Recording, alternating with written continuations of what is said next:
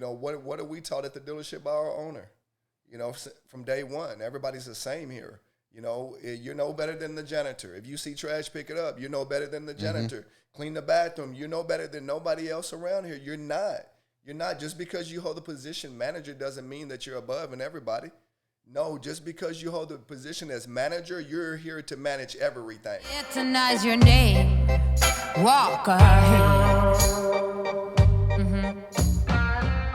had a lot of energy yesterday. I don't know what it was. I think she just got me energy. I think she just gave me some energy yesterday, talking about all the oils and, how to self-care for yourself. And that's what it's about, man. Now I think everybody, it's about self-care. I see that all on social media, self-care, self-care, self-care. Well, I suggest you guys go get some of Jazzy's oils. Go to Jazzy Spa Lounge and check out the oils and do some self-care there. Jasmine can help you, with your self-care. She can do some therapy with you, and there's all sorts of therapy, and she's licensed to do it. So go see Jazzy, man. Get Jazzy. I just like that name. Get Jazzy. Get Jazzy. Yeah. So I said this to you. Note to self. Remind all future guests not to wear green. Yeah, don't wear green. Green screen. Thank goodness that she had that scarf on because I don't know why I didn't pick up on it. I could have gave her a jacket or something. But when she got here, she sat right here in the chair. Well, she had a green shirt on and a brown scarf. Well, the scarf was fine. But the green, it was dark green, luckily, so it kind of goes in and out. But it almost looks like a floating head, except for the scarf, because she had a green shirt on. And I didn't think anything of it. And I know better, too, but I was so excited for the interview. I didn't think anything of it. I didn't think that it was going to be a thing. But right here, like, you can't see it. Like, you can just see behind her. So, lessons we learned along the way. Hey, that's it. You said it, man. That's it. Yeah. I was laughing about that. I sent it to Bo immediately. Oh, yeah. If you ain't learning, you ain't laughing. You ain't learning. You know what I'm saying? Yep. And if you ain't laughing, you ain't living lavish. You ain't living La Vida Loca. No, that's it. That's it. You got to laugh, man. So, did you watch the All-Star game? Or was it Sunday? Yeah, I did. I watched it a little bit. I can't watch them anymore. Yeah. They're not competitive. Yeah, it's just a show. Yeah, it's a show. It's a show. I kind of transitioned my mind, man, a couple years ago that it's just a show that they're putting on. It's not a exhibition game or, it's an important game, yes, but it's more of a show. Trade points. Mm-hmm. You know what I mean? Play no defense. And to me, I can get the same thing out of watching the highlights. What you can do. Yeah, for sure. I get the same thing out of watching the highlights for it. Yeah, I enjoy it, man. I just enjoy the experience overall.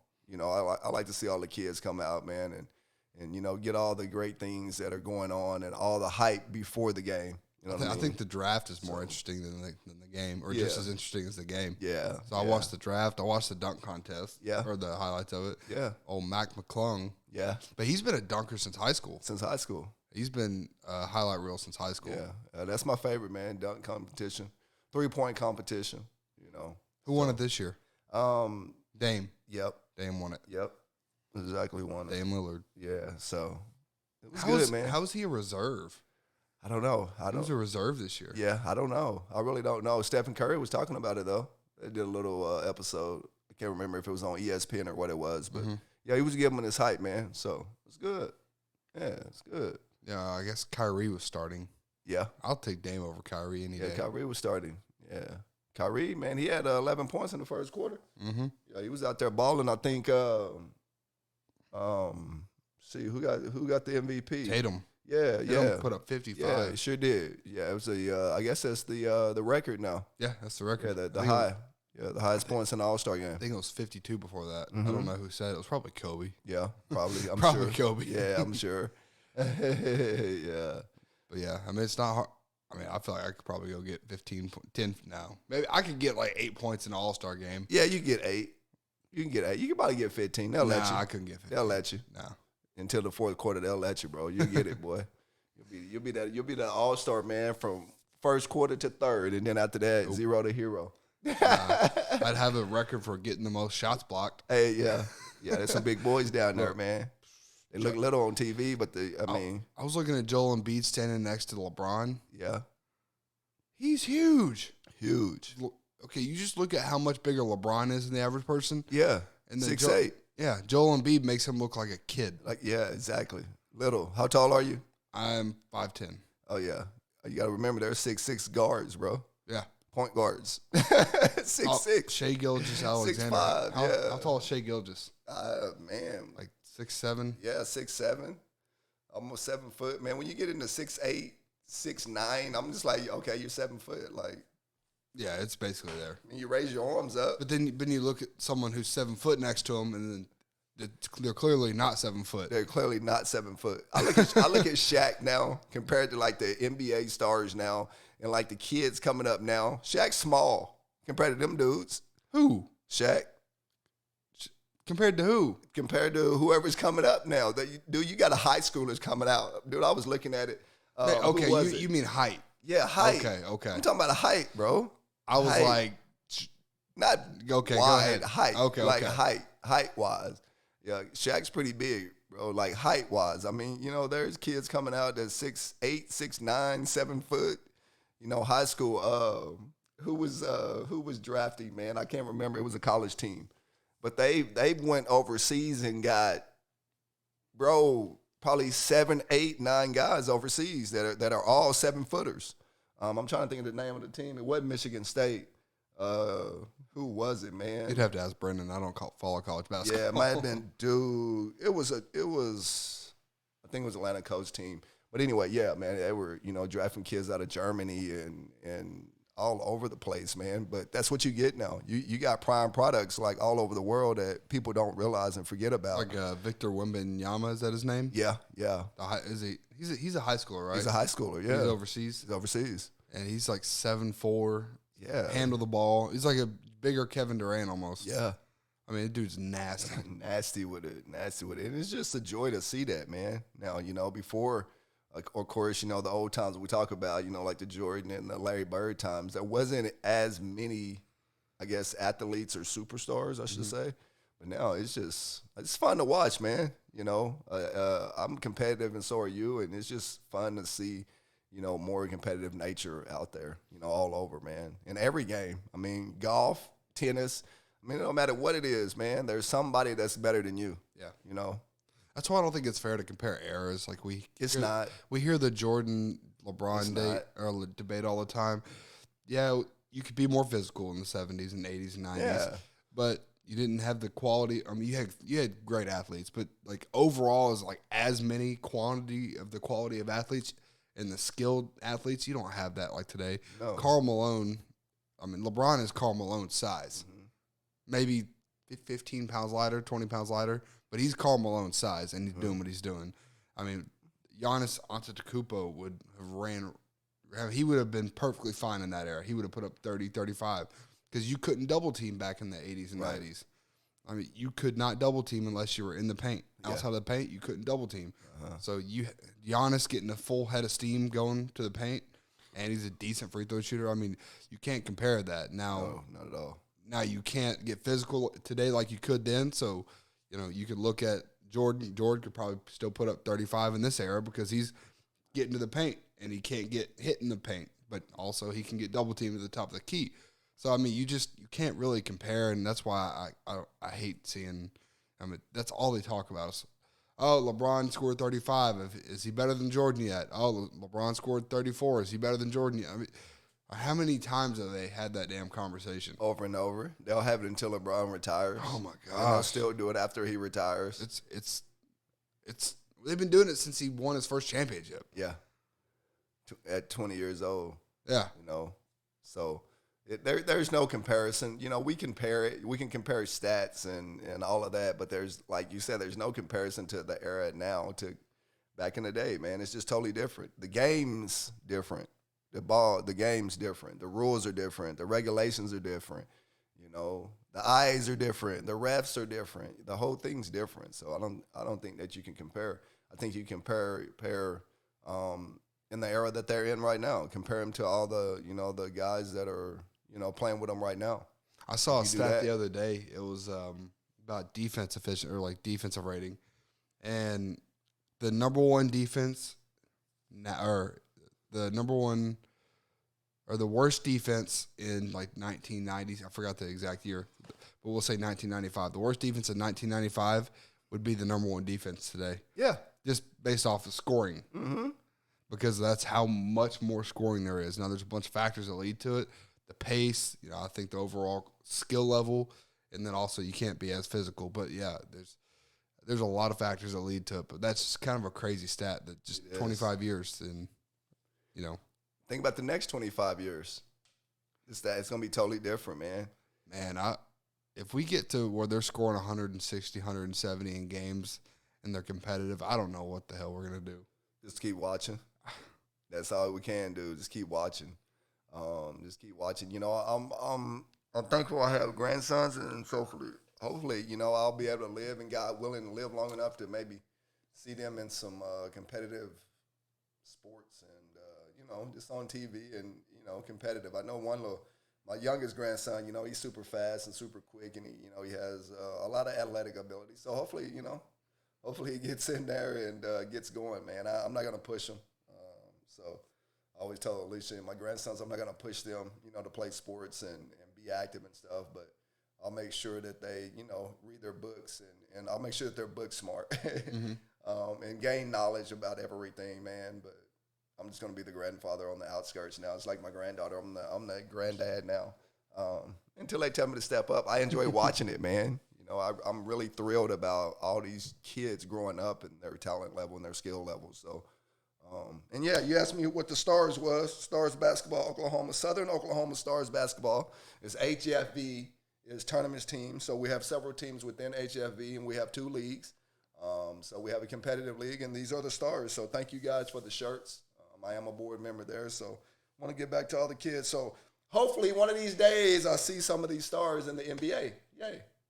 I mean, you talked about how skilled the kids are now. It's because they can go on YouTube, they can go on the internet and have access to tutorials just like that. Yeah. I mean, it's just like you see so many. We have a kid who came into the gym. His name's Coop. I'm not going to say his name because he's like 12. I'm not going to say his real name. But this kid is phenomenal. If he was my size, he would beat the living shit out of me.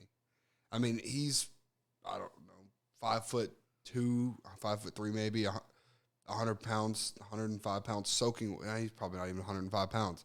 But this little kid, he used to do some taekwondo a little bit, but he's learned almost before coming in, obviously we've helped him, but before coming into the gym, he just learned a lot of stuff on YouTube. And this kid, if he was in an adult's body, you would think he's a professional fighter. I mean, that's how skilled he is. And he's 12 years old because he went on YouTube and found stuff. Like even now, I'll go find stuff on YouTube that I'll send to a couple of the guys that I train with. And so we can work on, little defensive tricks, moving it, just stuff like that. And these kids have access to that in all sports, basketball, football. I mean, there's different, like you can study the James Harden step backs, whether they're travels or not, that's not up to, they don't get called. So, you can study all these different things. You can just study defenses if you're a quarterback. There's so many like film breakdowns and stuff that you can do as an athlete that you have that advantage nowadays that you can get your mental side. That's why you see so many young quarterbacks coming in and working right away in college and the NFL is because they're ready. You don't have to sit a quarterback for 3-4 years anymore. As long as you have a decent coach and you have a decent team around them, they can fit. Like Joe Burrow obviously is a fantastic quarterback, but you have young quarterbacks that can come in and plug and play right away. So that's just a big advantage that kids now have. Huge advantage of what kids have. I see kids all the time, mine included.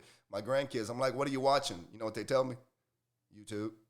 Mm-hmm. What are you watching? YouTube. What are you watching? YouTube. That's all they can tell me. Like, what are you watching on YouTube? That's a commercial.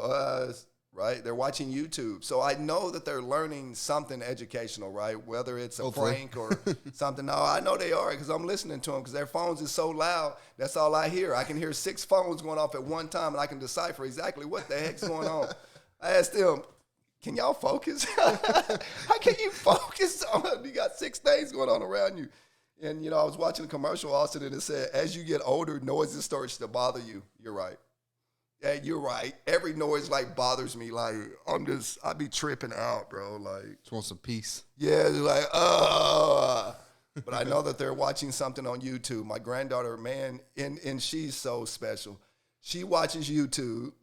She watches how to make jewelry, and she does it. She has like 5, 6 jewelry kits, man. We got this one for Christmas, and I swear I had to make her take a break from it. Like, just take a break, honey. You're going to stress yourself out. She's trying to sew it and beat it. And I'm just like, she finds stuff on there about art, how to draw, and that's how she started drawing and paper dolls and, stuff like that. So you're right, Austin, man. YouTube is a major, major source for knowledge. And I suggest every kid get on there and do it. I suggest every parent monitor it. We have, there's YouTube and there's YouTube Kids. And so, my grandkids are on YouTube Kids, so we don't even let them get on regular YouTube. Well, my oldest two, but YouTube Kids. So there's a lot of knowledge out there. And, I see kids all the time, man. Or, what's the first thing that a player does when he comes out the football field? He looks at the tablets. Looks at the tablet. Yeah. You know what I'm saying? Looks right at the tablet. Looks right at the tablet and sees exactly what he's doing. Back in the day, you didn't have no tablets. I mean, really, you had a whiteboard. Really, and sometimes those whiteboards ran into each other because you got lines going everywhere. You don't know which one you are. I don't know if I'm number 5, coach, or number 2. Which one am I? I mean, I started at number 5, but it looks like I'm number 2 now. I'm thinking back to you know that what I mean? now. Can you help me out? Like, arrows going everywhere, X's and O's, bro. Seriously. Coach will be on it. Do you understand? Yeah. Yeah. We Sure. used to have to get, bro, for real. We used to have to go to the chalkboard and draw the X's and the O's on the chalkboard, bro. You know what I'm saying? Like, I'm an X. Like, I'm a receiver. I'm a Z. Like, yeah. So give me a YouTube channel or give me the video. Let me watch myself. I mean, if you go, like at night when I come home, I'll turn on HBO Max or I'll turn on Netflix to turn on The Sopranos because I'm rewatching not rewatching. I'm pretty much watching it for the first time as an adult. But I'll turn on something, and I'm be lucky if I can make it through an episode without getting distracted. Because I'll pick up my phone and I'll look at Instagram Reels or something, and then or I'll look at on YouTube. I'll see the shorts, and I'll see like Teddy Atlas, or I'll see somebody with. I get all these boxing, kickboxing, Muay Thai tutorials, and I'll sit there and go through the rabbit hole because that's stuff that I can take in, and stuff that I can use. And then I'll forget that I have The Sopranos or something playing in the background, what I was supposed to be watching and relaxing. But no, I'm on my phone. I'm watching some short reel.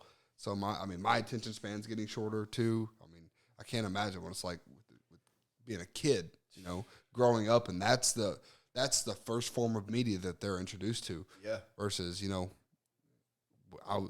you were a kid, again, it's different for me and you too. But even like as a kid, I had to, if I wanted to watch a show, I had a show that I wanted to watch. I had to wait every week, just like you. But now kids can go binge watch everything. I can go binge watch everything now. Yeah, man. I don't know. Do you think, man, and I got to really sitting here thinking about it. Do you think, bro, seriously, it's because my granddaughter, right, she was working my phone at age 2, right? And then she wanted a phone.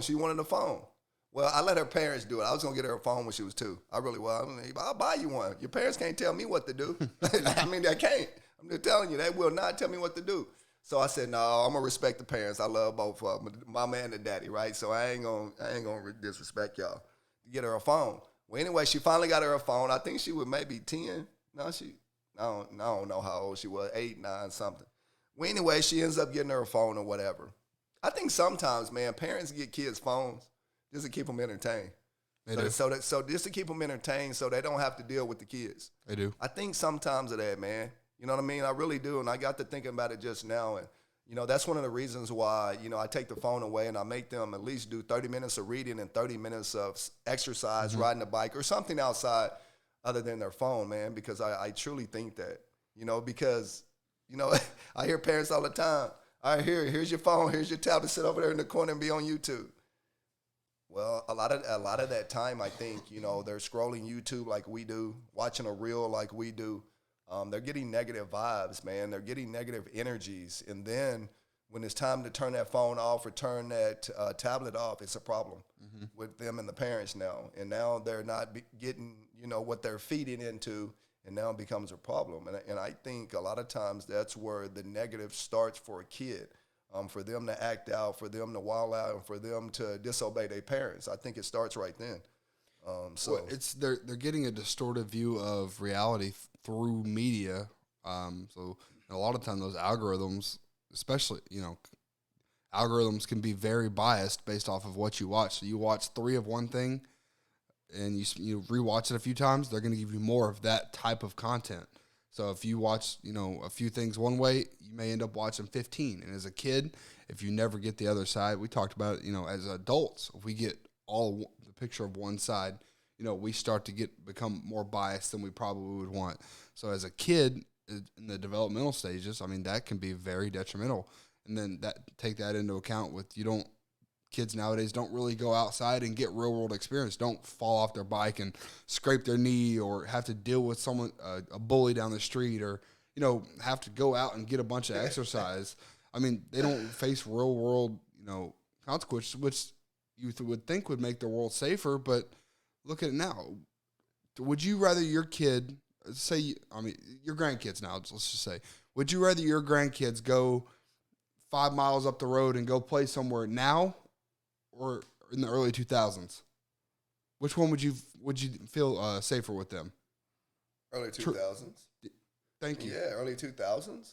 Yeah, 10 times safer. So you think it would be safer nowadays because of all the phones, everything, but it's worse. I think it's worse. It is. It's 100% worse. I mean, it's so worse. I mean, because back in the day, you didn't have cell phones. Back in the day, you didn't have a guy across the street watching a kid across the street, and then you got 3 other cell phones, and they're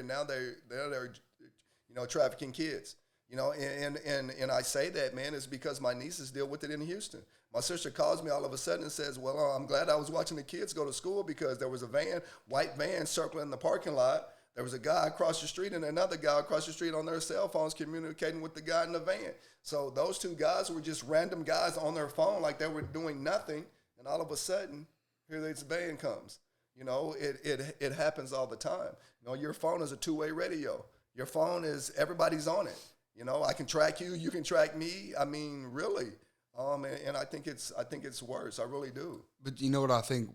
I think a big part of why that is, or why it was safer then, is there was more of a sense of community. Yeah. So if you had a neighborhood of 20 houses on the street, right, you might have had 5 or 6 parents out watching the neighborhood kids, right? Absolutely. Now where are those parents? They're inside. They're on on their own phone. damn phone. Yeah, they're on their own damn phone. They're concerned about themselves, which, to each their own. But now, if you have 2 or 3 kids outside versus you had 20 before and 5 parents watching those kids, now there's an opportunity for that white van to come through. Absolutely. Right in their front yard. Or a dang FedEx worker or US, whatever that worker was, come through and take a child right in the front yard. Absolutely. Because there's nobody watching the kids. Nobody, man. I live in one of the nicest neighborhoods, and all of our neighbors are super nice, man. And all the neighbors are kind of older. One of my neighbors walked around the corner and just told us that she's moving around the block, and she's thankful that we were so great neighbors. She's moving 1 block over, and I'll still be able to see her. That's what type of neighborhood we live in. And so, when my grandkids go outside the other day, I was thinking I'm not going outside with them. And so my son, he's in the house. Guess what he doing? He on his phone. No, go outside with the kids. You go out there with the kids, or the kids will come and get me. Hey, Papa, we want to go outside and ride our bikes or whatever. I want to go out there with them, but sometimes I don't. No, go get your dad. Go get your mom. Y'all go outside with them, right? So they can be visible and watch them. It was so funny. You said that about kids nowadays, right? And how they're always, on their phone or paying closer attention to something that isn't the point. Right. And so I told you the story about my grandson, man, and I'm leaving him behind. I'm leaving him behind on purpose. So he'll catch up and he'll learn how to catch up, because sometimes in life you're going to be behind. Sometimes in life ain't nobody going to be on that hill to get you up. Right. And so it was so funny that you said that, Austin, that about kids nowadays growing up, man, and what they thinking. Right. Well, yesterday, I'm talking to Justin in service yesterday, and Justin comes to me and says, Bo, I seen y'all Sunday. I'm like, what the fuck you see me on Sunday? I ain't see you. I didn't leave my house on Sunday. He's like, no, I seen. I'm like, what? I didn't leave my house on Sunday. How you seeing me? You watching me or something? And so he was like, no, I seen you and the grandkids on the bicycles. I'm like, oh, okay, yeah. He said, yeah. And then he was like, he was talking to Dante in service, and he was like, yeah, Dante said, man, look at him, man, he's leaving my little son behind. He was like, yeah, man, and Dante told me again, he was like, yeah, he's leaving I think Bo's leaving my little son behind. Well, that's all he was thinking about, me leaving his son behind. Me leaving his son behind, me leaving his son behind. That's not what I was doing. I wasn't leaving him behind. I had every eye on him. I was watching him the whole time. He was about 50 yards back from me, right? I wasn't leaving him behind. I was showing him how to catch up. And so the thinking, right, of the new school kids and you know, these kids coming up, their thinking's off, you know, and you talked about it. It's because of the phone. It's because of what they're diving into and who's telling them what it is, man. And so, you know, for you kids out there looking at YouTube, and for you kids out there thinking somebody's leaving you behind, or you're not good enough, or you're not available enough, you are. Just be who you are. You know, don't worry about being left behind. You know, there's your own journey. Take your own journey. Take your time with it and go forward. You know, and be careful what you're watching on these YouTubes. Be careful what you're watching. I have a slogan now that I came up with. It's one mind, one body. What are you filling them with? It's one mind, one body. What are you filling them with? You get one mind. That's all you get. What are you putting in your mind? What type of knowledge are you putting in your mind? And that's going to determine how your life goes. You know, it really is. It's going to determine how your life goes. So kids, when you're watching that YouTube, when you're on your phone, just remember, it doesn't matter how old you are, just remember, whatever you fill your mind with, that's how your life is going to go. So fuel your mind with that premium fuel. Fuel your mind with the jet fuel. Fuel your mind with the fuel that's going to keep you going for a lifetime. I mean, it's just like you said, like kids, I mean, and even like an adult too, but like if you don't you can scroll past any adversity. If you don't agree with somebody's opinion, or you face any sort of adversity, you know, you can just have a distraction. I can log in. So I got my Face ID. All right. Now I can ignore you. I can just scroll through. Oh, there's Conor McGregor. Oh, there's Tommy Fury. Oh, there's a bunch of different videos. Oh, I found something I like funny. Now I can ignore you. I can ignore my problems in the real world. Or if I see something on my phone I don't disagree or I don't agree with, I can scroll past it.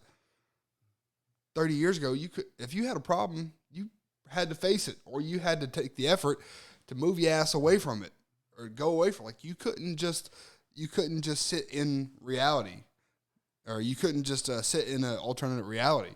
The closest thing you had to that was TV. Mm-hmm. And, you know, you had to wait a week for your TV show. Otherwise, you were just watching something you didn't like. Yeah. So what happened? I don't like this show. There's nothing on today right now that I want to watch, so I'm going to go do something productive. Yeah. I mean, how often have you scrolled through cable television or DirecTV or whatever you had, like, man, there's nothing on right now. I do it so all the time. You just turn the damn TV off. Yeah, I do it all the time, and I think about that, man. I look at it, I'm like, man, ain't nothing I want to watch on. No, there's a lot of stuff I want to watch. I got a whole god of DirecTV, movies, TV, live TV, YouTube, Netflix. There's all types of stuff for me to watch, but I'm too busy paying closer attention to my phone and doing other things that I have no business doing.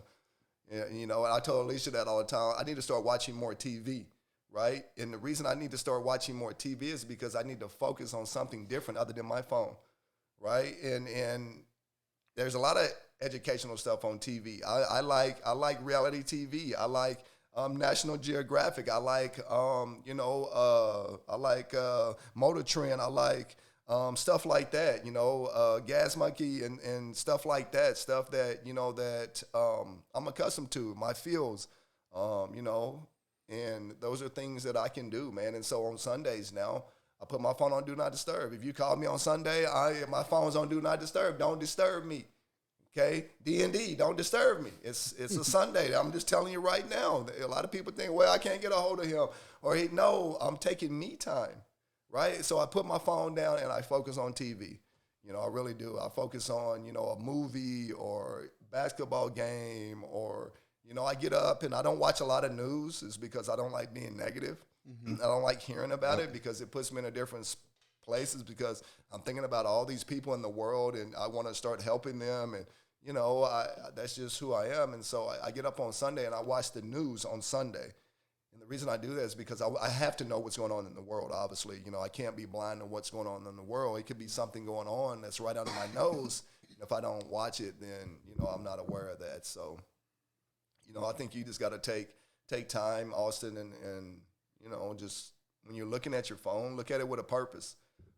You know, those little things that, you know, we see on our phone, or those little things, those videos that we scroll by, just be aware of it.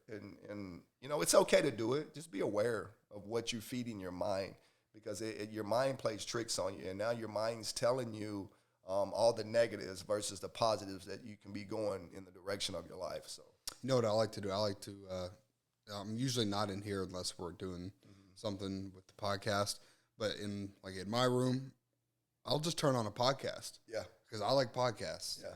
Like whether it's educational, I like Jordan Peterson. I'll listen to Lex Friedman, Joe Rogan, or just I'll listen to a comedic podcast to laugh, and just watch, you know, podcasts. Turn it on for an hour and a half.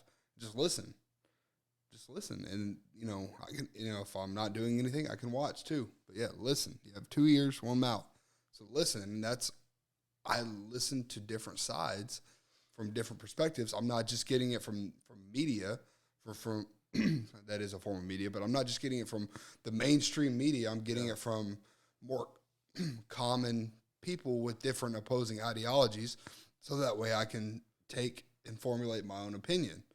And that's how, you know, from political to scientific to, you know, whatever the case may be, that's how I form a lot of my opinions, is based from different people. And then I can go check and read into something if I want more answers from it.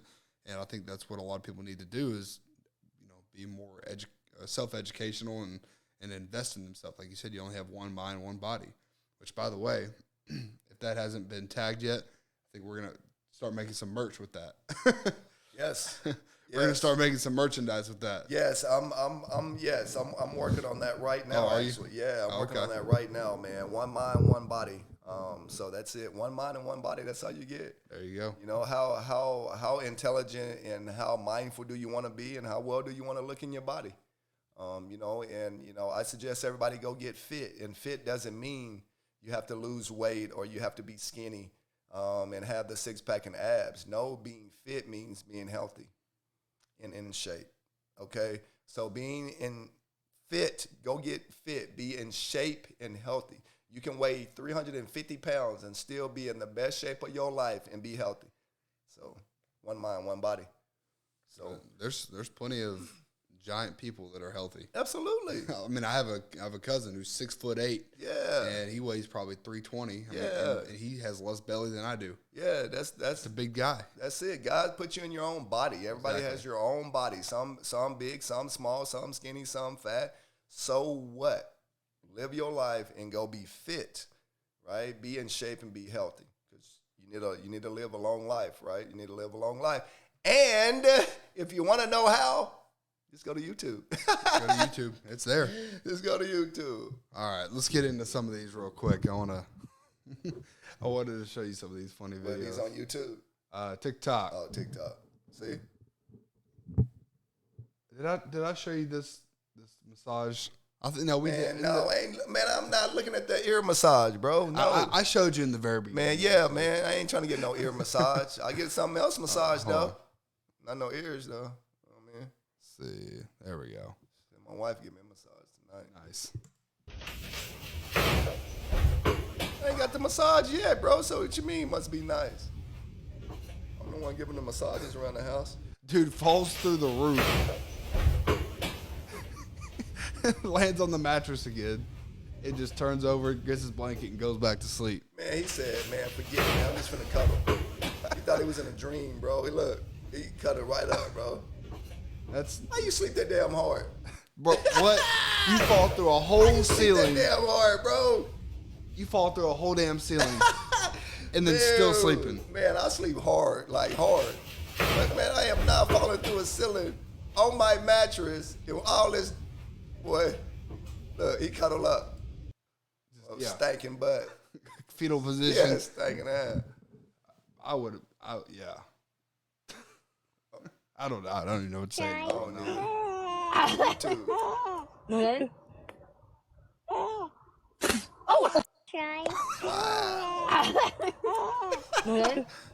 Poor kid. Wow. Right in the eye socket, too. Right in the damn eye socket. You know what that reminds me of? Have you ever seen the campaign No. with Will Ferrell and Zach Galifianakis? Yeah. When Will Ferrell punches the baby. Yeah, man. Hey, see, That this poor right baby. here is teaching kids to spit, man. You didn't taught your kid to spit in somebody's face. Now this little kid gonna remember this moment right here. You know what this kid gonna say, right? It was okay to spit in somebody's face. They did it to me when I was a kid. I'm telling you, bro. You teaching them way too young. Justified bullying. Yeah, you teaching them way too young. This kid gonna remember. That might it. be the biggest piece of gum I've ever seen. Yeah, like what you get? Yeah, what type of gum you? How many chewing? pieces of gum do you have in your mouth? Like, Look at the comment. It says, "Never let them know your next move." yeah, man, never let them know your next. Yeah, move. your next move should And definitely then be you're in a spitting cornfield gum. or something. Like, what y'all doing? Yeah, it looks like they're apple picking or something. Yeah, man, this poor kid. Poor kid. Now he got guns. Hey, John Wick. Charlie for sure! Charlie for sure! Call of Duty where they slide. Nope. That's the Call of Duty slide right there. Yeah, slide right into it too, huh? Hey, Charlie for sure! Charlie for sure! Plop, hey, plop. Boy, slide down. This boy plop down and fell into the dump. I would have popped you right there. Pop, pop. The tag says only smooth with the slide. Smooth with the slide. Charlie for sure! Hey, that's that slide in the front. That's that slide back up. You gonna catch you sitting right there. You slide right into the nuts. And he looked down at you like you out. That's what it is, bro. I've seen a couple videos of him, but I just had to do the slide. Boy, plop down on the knee. He took Oh a my knee. gosh. Yeah, he took a knee. I am not being stereotypical and saying that women can't drive, but this was awful.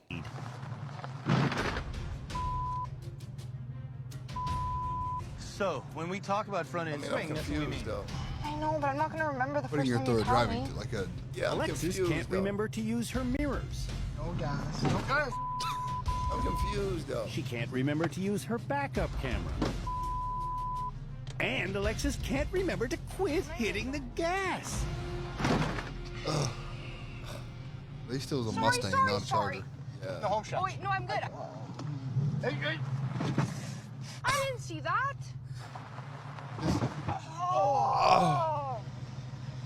It's the That's lack of painful care to that watch. really That's kind of painful amazes to me more than watch, anything bro. else. That's like me That's how I every day. drive. Like when we pull a car in the showroom.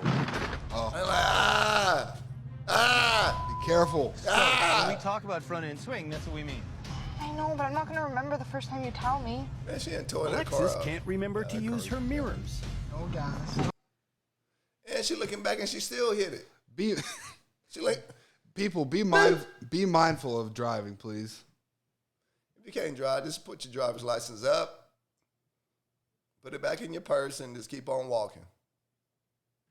You can get more exercise walking too than driving.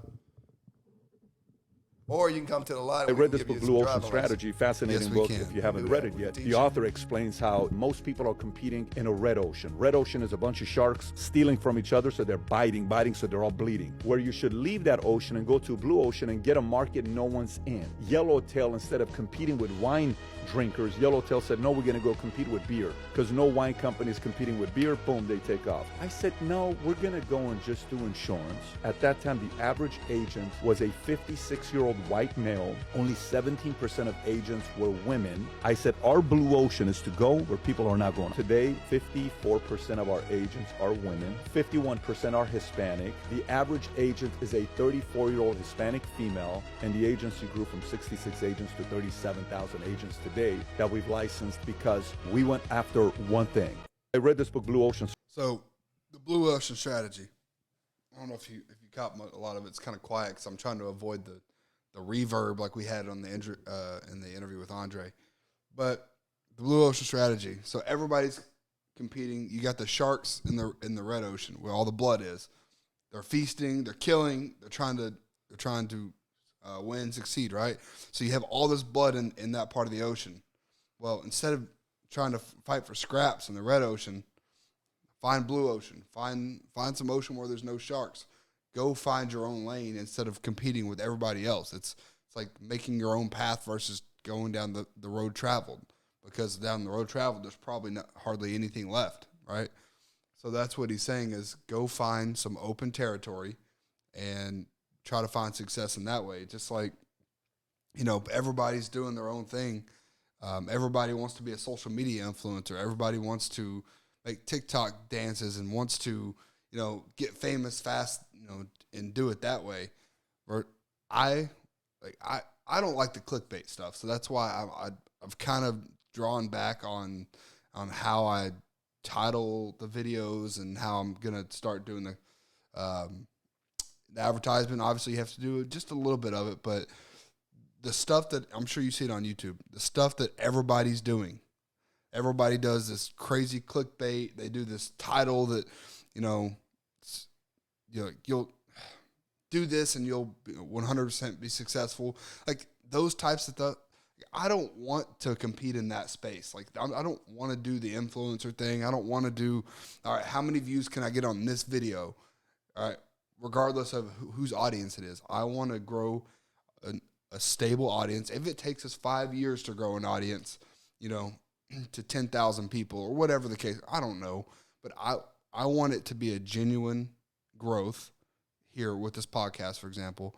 I don't want to have to go do these crazy titles every single time. And I want to, okay, Loosely Business episode 16. All right, what do we talk about? Loosely Business episode 19. We interview blank blank. All right, we did, just posted episode 14 with Andre. It said Loosely Business number 14, Andre Reynolds. And then I put the description at the bottom.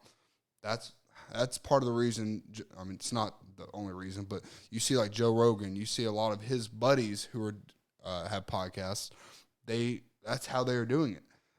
They don't just go put some clickbait title on their channel and then have to reinvent that every single time.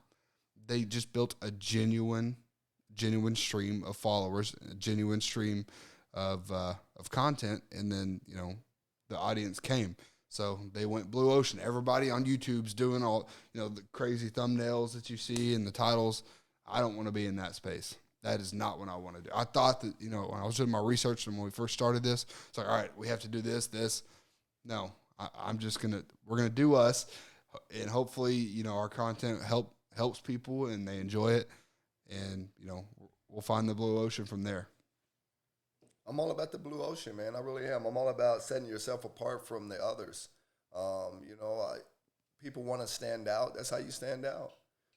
You want to be noticed. That's how you be noticed. You want to do something great. That's how you become great. You find your own lane. We look at every great athlete. We look at every great inventor. We look at every great president. We look at everybody that was great. They were in a lane by themselves. They set the precedent for whatever that they were doing, whatever it may be, whether it was a civil rights, activator, or social media influence, whatever you are, they are in the blue ocean by themselves because those folks stand out. When you say their name, Joe Rogan's, whoever it may be, when you say their name, you know who they are and they stand out. If you're in that red ocean, you will not stand out because you will be labeled as a killer, a stealer, right? A liar, a cheater. Somebody, a hater, somebody that doesn't care about others, and so you got to find your own lane, you got to find your own avenue, and you got to find your own game plan to be successful, and you got to go out there and, like you said, be in that big blue ocean. That's the reason I like going to Mexico and I like going to Caribbean, because I can sit back all day, man, and watch the big blue ocean and still have enough room for myself to get out there with those big old boats and all those guys that are parasailing and all those sharks out there, and it's just peaceful in that big old blue ocean, and so every time that I go to the ocean, I must think about that now. I'm going to really think about that, how this big old blue ocean and everybody out here is surviving, everybody out here is doing something great versus being in that little pond with 3 boats or 4 boats and everybody's around the bank trying to fish at it. I just thought of that too. You ever been to a fishing spot and you got 20 people out there and you ain't catching no fish? You wonder why. I know now because I need to get in that big blue ocean. So. I mean, just think about it literally. If you're out literally in the ocean and there's a bunch of blood. You see a bunch of red ocean. Would you jump in that part of the ocean? Not at all. You'll be in a hurry to get Hell away from it. no. You'll Hell run no. away from it. Your ass is going about 2 nautical miles somewhere else, maybe even 10. Absolutely. And then if you're wanting to swim and you're really wanting deep sea swim, okay, then you can get in there, which I still wouldn't deep sea swim, but that's not the point. You wouldn't jump in an ocean, in an area in the ocean with a bunch of blood, because there's probably some sharks nearby or something that's going to eat your ass. Absolutely. So it's just it's philosophical. It's a I'm cutting it off there because I'm drawing a blank. But you wouldn't jump in the red ocean in real life, so it's probably not smart to do it in real life. But that doesn't mean that you can't learn something from the red ocean. So you're walking up, you see the red ocean. You're like, probably shouldn't go compete in that particular space. But hey, I see that he's doing this, she's doing this, they're doing that. That could be effective. I'm going to take this over here. I'm going to use that in my blue ocean. That doesn't mean that you can't learn something from those killers. That doesn't mean you can't learn something from those, the people and the sharks in that expertise. So you can take that, right? Just like Joe Burrow is very similar to Tom Brady in a lot of the ways he plays, but he's not the exact player as Tom Brady. He competes in his own lane. Patrick Mahomes, a lot like Brett Favre, more talented, less turnovers, but he's a lot like Brett Favre. So he's talked about it. You learn a lot from those people before you. So you don't compete in the same space, but you can learn from them. Absolutely. I totally agree. Learn from the red, stick with the blue. Remember this. As you gain fame, as you gain fortune, as you gain position and seniority, people will treat you better. They will hold doors open for you. They will get you a cup of tea and coffee without you even asking. They will call you sir and ma'am, and they will give you stuff. None of that stuff is meant for you. That stuff is meant for the position you hold. It is meant for the level that you have achieved of leader or success or whatever you want to call it. But you will always deserve a styrofoam cup. Remember this. As you gain fame, as you gain fortune. And I thought it was a very interesting perspective because you see fame, you see money, you see power going to people's heads. And even, I'm not a big power trip guy when it comes to being a manager at all. But even at times you're like, a salesman says something, you're like, who are you talking to? But you kind of have to catch yourself sometimes. But for this case, fame, fortune, money, power, especially like not just at a job, but higher levels, right? You walk in with a Lambo, you walk in and you book out a club or whatever the case may be, you're going to be treated with a level of respect that it's not because of who you are, it's because of the status you hold and the dollar amount that is in your bank account or the dollar amount that you spent. So that is not meant for you, is what he said. But you'll always deserve a styrofoam cup. So don't let that get to your head. And, that's why, there's a Tom Hardy saying, Tom Hardy, the actor, played Bane, played Venom. He said that I treat the janitor and the CEO the exact same way. And for me, you never know. For one, you never know who that janitor may become. And two, and most importantly, is that's a person. That's a person too. They deserve, until proven otherwise, they deserve just as much respect as the CEO. Now, you may have different conversations with the janitor and the CEO, but they deserve equal amounts of respect. And, so you can't think that just because you're getting treated a certain way that it's because of you. It's because of the status you hold at the time. Now, on the flip side of that, if you're being treated like garbage and you're being nice to people, you don't need to be around those people, for one, all right, until you come back. Well, you probably don't need to be around them anyways, but until you come back with a little bit of higher status, that's the reason that you're being treated like that, is because they don't think you're a benefit to them. The only reason a server is going to be that nice to you, go over the top, or a bellhop or whoever, a manager at a hotel, is because you're spending a lot of money. You're making them money. So when you're treated like crap, there's usually a reason, and when you're treated like royalty, there's usually a reason. I think everyone wants to wait on a king or a queen like they do. You think they want to treat the royal family like they do and bend over backwards and probably get cussed up a wall and down?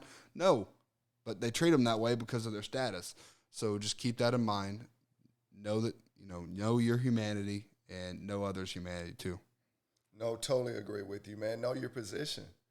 Know what position that you're in. What are we taught at the dealership by our owner?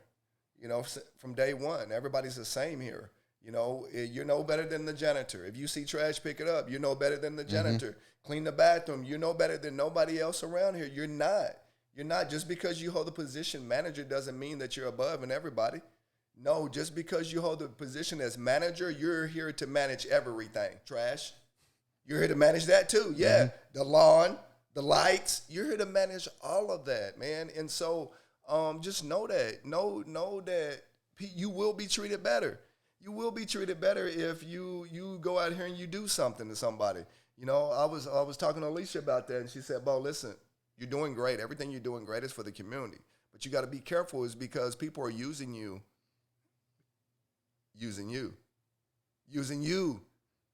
to get to the pole position.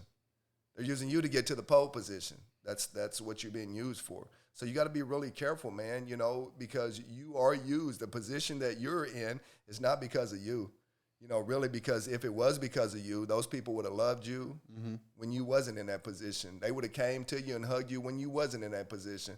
They would have came to you and thanked you when you wasn't in that position. So now I watch everybody and that's around me and what position that I'm in, how can I help that person? But what can I do in this position to get them in this position? I tell the salesman all the time, I'm training you to be better than me. I'm training you to be better than me. I'm in a position right now that it's great for me and my family, but it ain't going to be great for you and your family because it's different times. You're 20 years younger than me, so I'm trying to position you to be lucky. And I said all the time at the dealership, position yourself to be lucky. And what do I mean by that? Position yourself to be lucky. What I mean by is that whatever position you're in now, position yourself to be lucky, right? Study your craft. Talk to people that are going to love you and give you their opinions regardless of what position that you're in. Talk to those friends that are going to tell you the truth. Talk to those people that are going to bring value to your life. Talk to those people that were in the same position as you were and find out how they went and leveled up to the next position.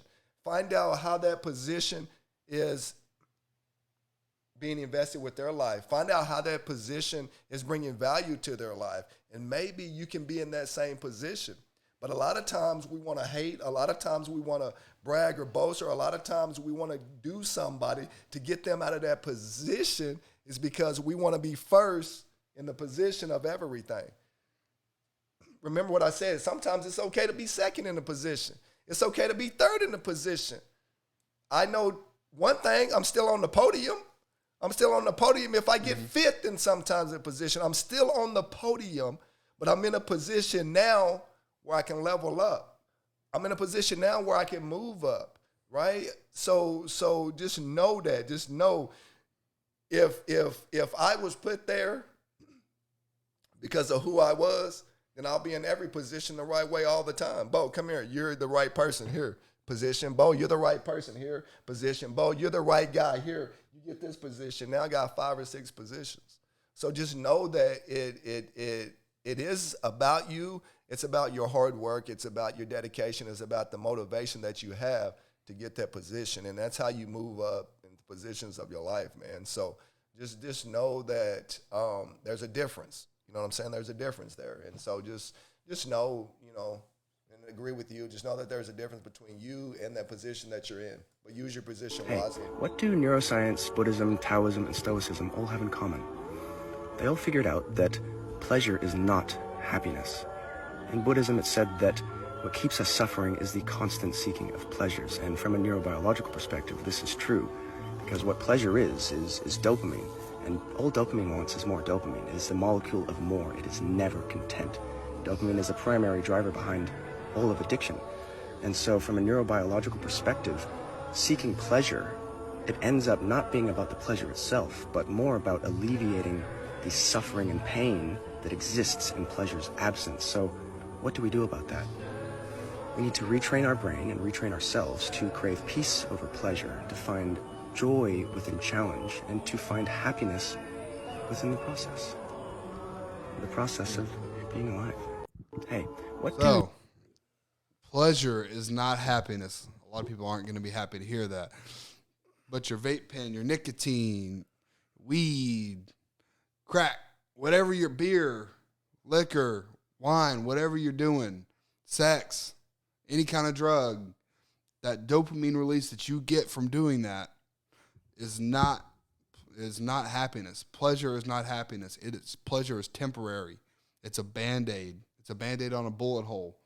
Now, it can be great. So some of those things, not crack, obviously. Some of those things can be great if you already are at peace and happy. I had to throw that out there. I could already see some people talking about how I'm endorsing crack over here. No. In fact, you probably look out there for 5 minutes, you might see a couple of crackheads.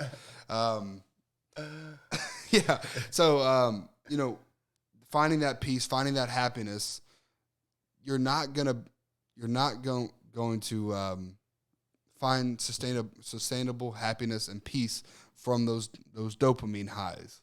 I mean, dopamine is the pleasure drug, is it's what they call it. I think I could be wrong, but over and over again, you get a great rush of dopamine when you drink alcohol, when you drink anything, when you smoke anything. I mean, when you are infatuated, when you're in love, when you're having sex, when you're doing these things, you get that feeling. Okay, this is what I'm supposed. This is what makes me happy. And then when you're done, when that activity's over, you go back to being depressed. You go back to being upset. You go back to hating your life. Versus finding happiness in the process, like you said, in your everyday to-day life. You only get one mind, one body. How are you treating it? You only get one mind, one body. What are you doing to better yourself? Instead of, you could be over here miserable. Okay, so this is misery. This is misery. This is happiness. Okay, these dopamine hits, they're slightly moving the needle for you, and then as soon as you're done, you go back this way. Okay, instead of actually starting from over here because you're happier with your life, because you're doing things that you enjoy, you're around people that you enjoy, and you have good company, and you're confident and competent in your ability to go through and function through everyday life. Now, these dopamine hits, now they're a positive. They're in the positive. Now, okay, now it's over. You went to the party, it's over. Now you're back to normal a little bit. But you're still more peaceful. You're still more joyous. You're still happier because your baseline of peace, your baseline of what you're accomplishing and who you are as a person, you know who you are, is much higher on the threshold versus just relying on addictions to make you temporarily happy. Gotcha. I agree solely with you, man. You got to find happiness within. You got to find happiness within, and I truly say that it's because we try to find happiness without, going, not thinking within, but thinking without. And what I mean by, like you said, the pleasures. We think that that's how we're going to be happy, those pleasures. Again, like you said, man, when we go to sleep at night, we're back to the norm. After that pleasure's done, however long it lasts, you're back to the normal. So you got to find happiness within. You got to find happiness within your heart and your mind. First, you got to put it on your mind, and then you got to take it to your heart. I think if you do something so many times, right, 21 times, it becomes a habit. And I think you got to think of that happiness 21 times so it becomes a habit. So when you need to be happy, or you're down and you're not happy, you can trigger your mind and thought replacement to tell you what to be happy about and how to be happy about it versus that pleasure. And, you know, I used to be a one to do it, man. You know, just think that I had to have all these pleasures just to make me happy and make me feel good. I don't. I just need me. I need me to make me feel great, because I tell myself if I'm great or not, you know. And so just really think about that. Think about the pleasure that you're doing. You know, think about the pleasure. Is it right? Does it make your spouse feel right? Does it make your family feel right? Is it legal to do it? Think about all those things, because if it's not, you're never going to be happy, because you're chasing happiness now. Guilt and all too. these things that are making you, that you thought was making you happy, like you said, is turning into guilt now. Why am I doing these things? They're not really making me happy.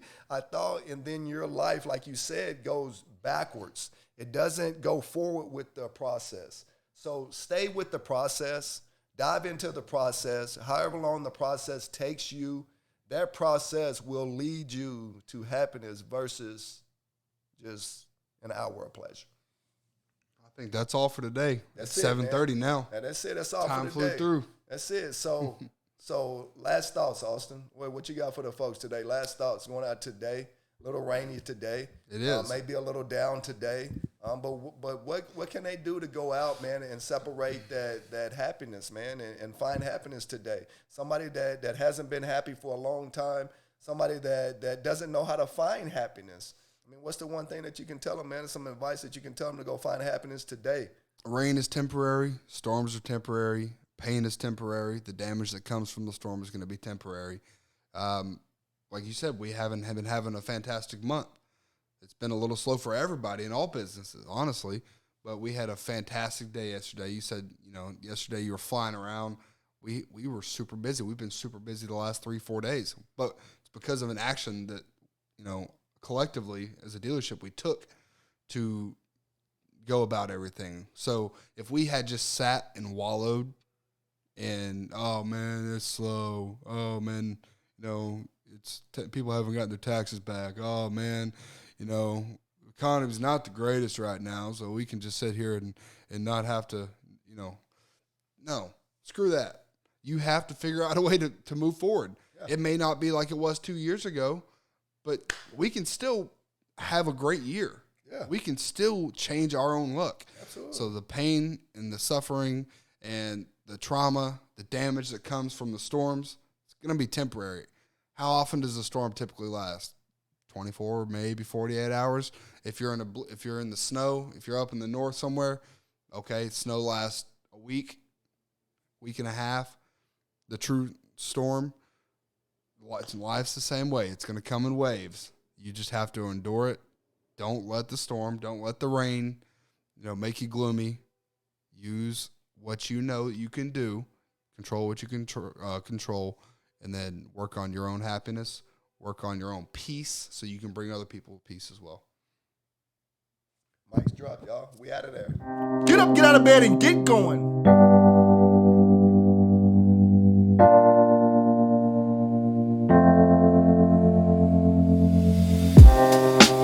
Living for weekends, wishing I could take a break from this world. Running on a hamster wheel, but searching for something I can't feel. I just wanna